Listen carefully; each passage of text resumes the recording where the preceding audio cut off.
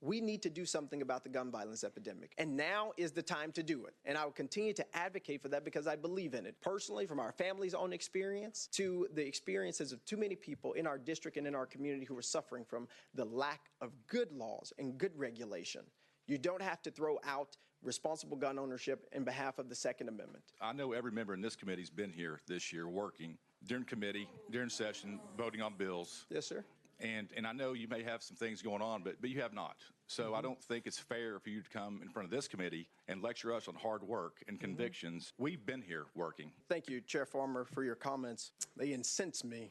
They make me very, very angry, not just because of the lack of regard, but the disrespect and the same denigrating tone that you used on the State House floor when the vote to expel me happened. It's disrespectful.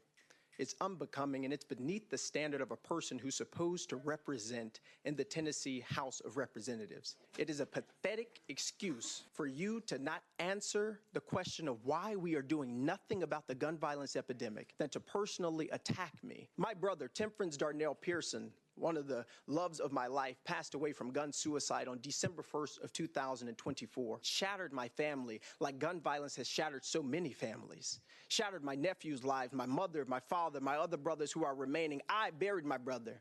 I planned for his entire funeral. My fiance made his obituary. I made sure that he was taken care of, even in death. That's what I've been doing. But also, not just that, I went to all of my nephew's schools. I met with their principals and their teachers to ensure that they are okay. I made sure that they had grief counseling and that they're seeing a psychiatrist. That's what I've been doing. And while you're talking about hard work, you need to realize that our job is not just in this state house with these marble floors. Our jobs are on the streets and in the communities that we serve. And so while you've been here passing bills that have been hurting transgender children, while you've been here passing bills that have been hurting the poor, hurting the marginalized, hurting the disenfranchised, while you've been here passing bills that have not ended poverty, while you've been here passing bills that have not helped people who need Medicaid expansion, while you've been here doing the hard work of making sure that our state is not the state that it can be, because you have decided.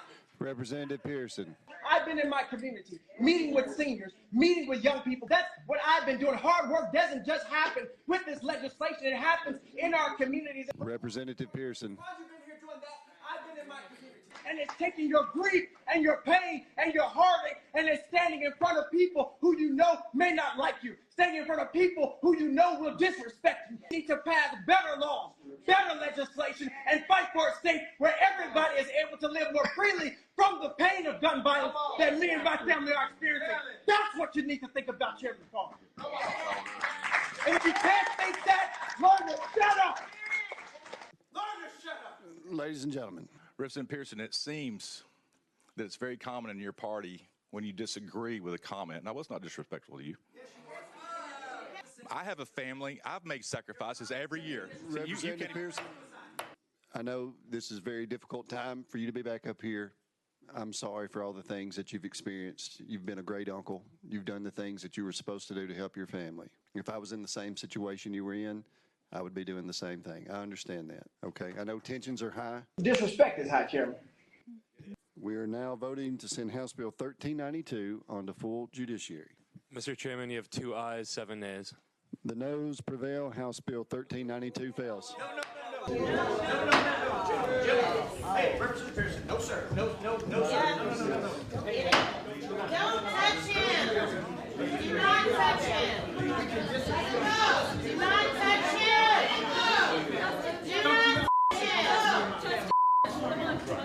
Don't you ever come after me and my family. My father is stuck. But don't you ever